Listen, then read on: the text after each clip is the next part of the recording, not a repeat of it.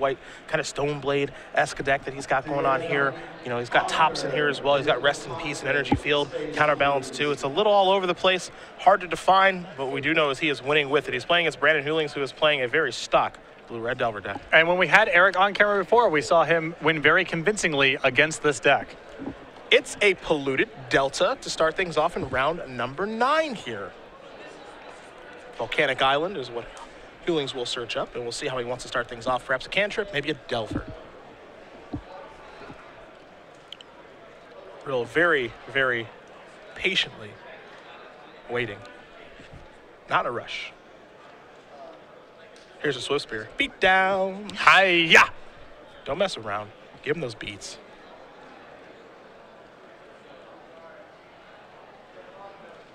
I love the Swift Spear. I'm a big, big fan. It's cool when new content that can come in and affect Legacy that isn't just some straight value creature or card drawing spell or removal spell.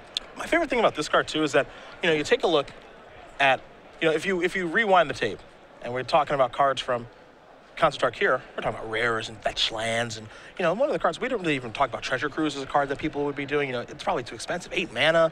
Can you really delve 7? Maybe yes, maybe no. As Rill's going to resolve a brainstorm. Maybe here. you play 2. Yeah. You know, it's that sort of thing. You know, not even really on people's radar. It's a common. Who cares about common? Show me the rares and the mythics. And Monastery Swift Spear. No one talked about this card. Nobody. Even more innocuous than Treasure Cruise. Yeah. Just what does this little beater do? Probably not all that much. Well, that's not even close to true. This card's fantastic. It's beaten in again.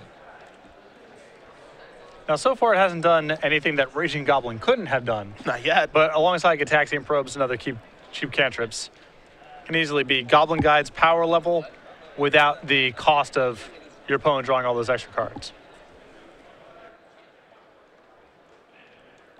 Real going to draw his card here. He's getting ready. See if he can save off elimination because he's already under the gun. And one thing we know about Eric's deck list that Brandon probably doesn't know is that it looks as though Terminus is in the sideboard for Rill. So again, he's kind of a Miracles deck. He's kind of not. He's just a little all over the place. Well, he's moved more into this, you know, Enlightened Tutor package, trying to lock people out of the game in various ways, and then sideboards into a more conventional Miracles deck when that's what's called for. Scalding Tarn. Healings. Looks like he has a Delver of Secrets that he's going to deploy. So more creatures into the face of a potential Terminus because you look at Real Start, it looks like he's just a Miracles deck, but he's anything but that. But Brandon also might have the scouting report. Very true. Going to cast a Lightning Bolt here as Young Pyromancer and Monastery Swift Spear are going to get in the red zone. A couple of triggers, one for Prowess, one for the Pyromancer, and Elemental Token will be joining the party in just a second. And you can see that Brandon is trying to get very aggressive. Well, you want to get the game over with before Eric gets anything set up. Yeah. You can see True Name Nemesis in Eric's hand, too, so it's very good to be as aggressive as possible. And that is definitely what this draw has allowed Brandon to do, is just be aggressive. Yeah. He is trying to give the beats.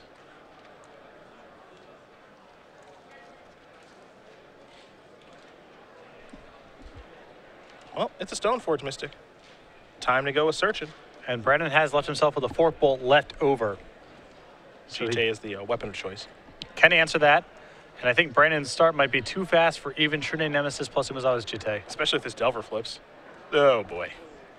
And not a bad one to reveal there, since he has a second daze in hand now. You know, it's funny, because we don't really see this draw from this deck very often. You see a lot more cantripping, I feel like, early on. You know, the Ponders and the Brainstorms and all that stuff, but we're just seeing big beatdowns. Exactly. There's only 12 creatures in the deck. Yeah. So like you said, normally it starts with a creature, then it's cantripping and kind of searching for help. But this is just the critter draw. Yeah. That's an attack of 8. Rill's going to spin his top. And Hulings has, again, 2 copies of Daze just kind of at the ready and waiting. And truth be told, I'll tell you what about Young Pyromancer. It's about time, right? Oh, it's so powerful. This card's so good. It's about time this card, you know, or this card found a deck in Legacy. It's way too good to not see as much play as I think everyone felt it would at the beginning. Whenever you cast a spell, comma, is a pretty easy condition to fulfill in Legacy. Because there's so many cheap, powerful spells to choose from. It makes me happy. I mean, I like the card a lot. And it's about time because I don't think it's too powerful. I think it's just a really good card. And it should be seeing play, and it is now. It's definitely found a home here in Blue-Red Delver. And maybe people branch out a little bit, maybe try to work it in just Guy Delver or Team or Delver moving forward. Maybe Grixis Delver as well. But it's definitely found its home here in blue-red. It synergizes with all of the cards that are good alongside Treasure Cruise. Gataxian Probe, Brainstorm, Ponder, Lightning Bolt. They work together perfectly. And it's a powerful threat that does not require the graveyard. Rill going to spin a top here. He's looking for some help. Detention Sphere among the cards he's found. That's an Enlightened Tutor target in his deck. And he's going to pick up his card. So Brandon Hulings wins game number 1 here over Eric Rill. Blue-red Delver up a game against this blue-white Stoneblade variant very easily, mind you. I think on that last turn, Eric was looking for an energy field. He has 1 copy in his deck. If he finds the energy field, then finds Rest in Peace, he might be able to steal that game. Yep. Brandon could have kept him off of it with his 2 copies of Daze, but if you wonder why Eric was going through the motions there, he did have, theoretically a way to win that game even from as hopeless as that spot looked. We're going to take a look at the sideboard here, and we will begin with Eric Rill. He's got 2 copies of Meddling Mage, 3 copies of Terminus, a Disenchant, an Aethersworn Canis, a Luminarch Ascension, a Humility, a Pithy Needle, a Back to Basics, 2 Flusterstorms, a Path to Exile, and a Jace the Mind Sculptor. The easiest includes here are the 3 copies of Terminus. I think that's coming in automatically. Me too. I think the 1 copy of Path to Exile is an excellent inclusion. I think the 2 Flusterstorms make a lot of sense here as well. Other side of things, I got a Spell Pierce, a Flusterstorm, a Pyroblast, 2 Blood Moons, a Sulfuric Vortex, a Bonfire of the Damned, yes sir, 2 Smelts, 2 Grim Lavamancer, a Null Rod, a Pithy Needle, and then 2 copies of Grafdigger's Cage. Selfishly, I wanted to see him boarding the Bonfire. It's not the right matchup, so we probably won't see that happen, but the counter magic here is pretty good, the Spell Pierce and the Flusterstorm. Absolutely. Also, there's some good anti-control, just generic anti-Stoneblade cards in the sideboard as well, like Sulfuric Vortex, Null Rod, and Pithy Needle. I think all those can come in. Vortex, a card I like a lot in the sideboard of this kind of deck. It's weird because Vortex isn't, you think of Vortex as like, okay, I'll stop your kitchen finks or your locks on higher or something, but it's good against these slow decks that don't really do anything. It's just another dimension of attack. Eric's or decks similar to Eric's usually overload on ways to answer creatures because that's what the battle's about. So you see Supreme Verdicts, you see Terminus, you see additional spot removal cards in the sideboard, so on and so forth. Having a threat that is a different card type than creature is really valuable when most of these control decks are overloading ways to fight creatures. Well, these players will shuffle up for game number 2, and we will introduce, I think, our last friend for 2014, the Ooze. Ooze the boss. Ooze the man. This is another addition to the StarCityGames.com Creature Collection Series. Deck boxes, playmats, dice bags, and sleeves. Much more available at StarCityGames.com or at any dealer booth at an Open or Grand Prix we are attending. I like the Ooze. I'm a big fan. Friendly yet horrifying. As they all should be. Yep. I agree. And again, we'll see what gets added. Let's see what gets added to the Creature Collection Series for next year. I can't imagine we're going to stop doing this sort of thing. But again, we're left out on the dark on this sort of stuff. We just kind of see it for the first time. It's like, sweet, an Ooze. Like right now, the Ooze in question. Okay. Is that a demonic laugh? Or is he kind of smiling and having fun with his buddy over there? Not really clear. Could be either. I could see interpreting the art piece either way. That's what's kind of fun. You can kind of, make it your own. Exactly. Which you should be able to do with art. Most great art is open to interpretation. And this Ooze is no different. Is that a bone over there? Yeah, I think there's not much room for interpretation over there. Or is that a human bone or is it a milk bone? Is the difference really... Well, it's like it's a bone of a human that it's destroyed, or is it kind of like a dog bone? And it's like a pet that you give a bone. I'm going to bet the former. Okay, fair enough. Because there are the skulls, too, so that sort of tells the story. Well, that could be Halloween candy. Yep. Well, art is open to interpretation, as you just said. But some interpretations are a stretch. Here's what we know. This is available right now at StarCityGames.com as we do get ready for game number 2. And Eric Rill will be on the play. This is a very important match for Eric, all kidding aside, as a top 8 here propels him right back into potentially qualifying for the Players' Championship at the end of the year. And he, like his friend Ken Ketter, looked at the end of Season 1 like he was going to be good to go. Yep. Did not attend many events, and now he's got a lot of work in front of him. The Sensei's Divine Top is how things are going to start off here for Hulings. He has a Delver of Secrets. Pass the turn back over to Rill, who's going to spin the top on the upkeep. Energy Field among the cards that he is looking at. There's also a Batterskull there as well. Doesn't look like he wants to draw that one. That'll be the 3rd card down. Rill will draw an island. He will play an island and simply pass the turn back. Hulings will check with Delver. It is a miss. Looks like I'm drawing a copy of a Wooded Foothills here. It's an attack for 1. Simple yet effective. Put Rill down to 19. Rill will spin the top. I think there might be a pretty big problem here with Eric's draw, because I think that if he had a fetch land, he would have fetched to get rid of that Batterskull. Opening up on Island, there might be something wrong with his hand. I think this is another island.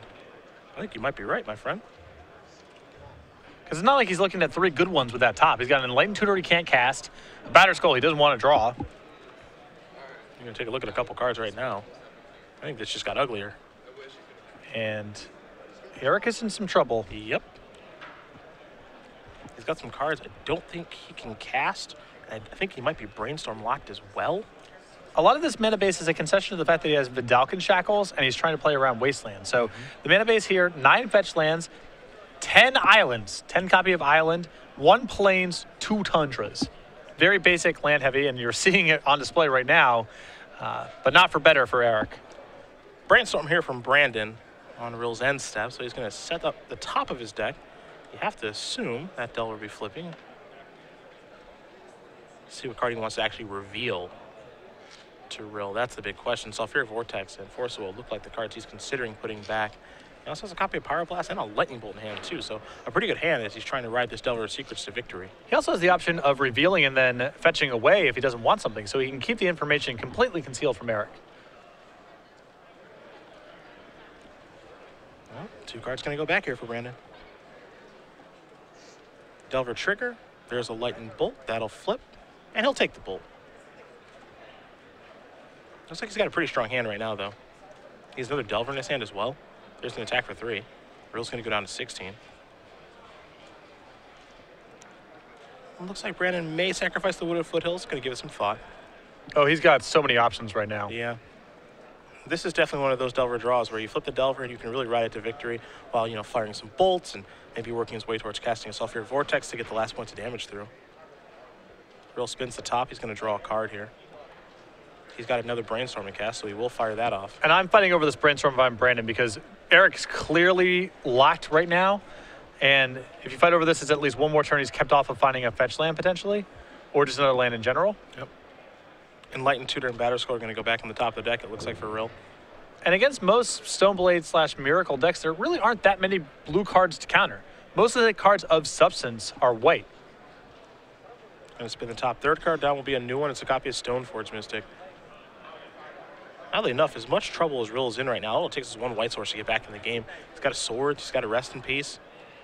He's got Rest in Peace plus Energy Field. Like, he's definitely got some things that he can do. Yeah. But doesn't have the mana just yet. But that all is part of the cost of playing 10 islands in your deck. Volcanic Island going to be searched for here with the Wooded Foothills. That's part of the reason that I think I would have picked a fight over that Brainstorm. It's not, you know, once Eric finds white mana, it's not clear if he's going to need to resolve blue cards. Everything might be hubbed through white cards, whether it's things like Supreme Verdict, Swords of Plowshare, Stoneforge Mystic, so on down the line. Here's a Brainstorm from Hulings at the end of turn. So 3 cards coming, and 2 going back. Looks like he picked up another copy of Delver of Secrets, so he can set things up in an interesting way. Also land number 3, and he can just get that Vortex into play if he wants to. And it seems almost impossible for Eric to beat. There's Misty Rainforest. That's going to come into play immediately. Easy part's attacking for 3. Put Rill down to 13. It's time for a Delver. And he's happy to pass the turn back, it looks like. Rill knows the top 3 cards of his deck, so he won't spin the top end of turn. He'll draw and spin it now, though. Does he find a white source in the 3rd card down? Nope. Vendilion Click is the new one. Puts a new card on top.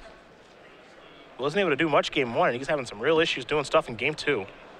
I think we've reached the stage now that even if he draws white mana next turn, I don't think he has enough time. I think it might be too late. Well, he does have the Hail Mary of get Rest in Peace plus Energy Field in play. Hope that it is good enough. But I believe Brandon has the tools to fight over that. Yeah, I believe it is the Pyroblast that blows that plan up. Can target the Energy Field, of course. Rill just going to pass the turn back. Hulings will sacrifice his Misty Rainforest, go searching for a land. Wouldn't be surprised to see a Volcanic Island. That's what it's going to be.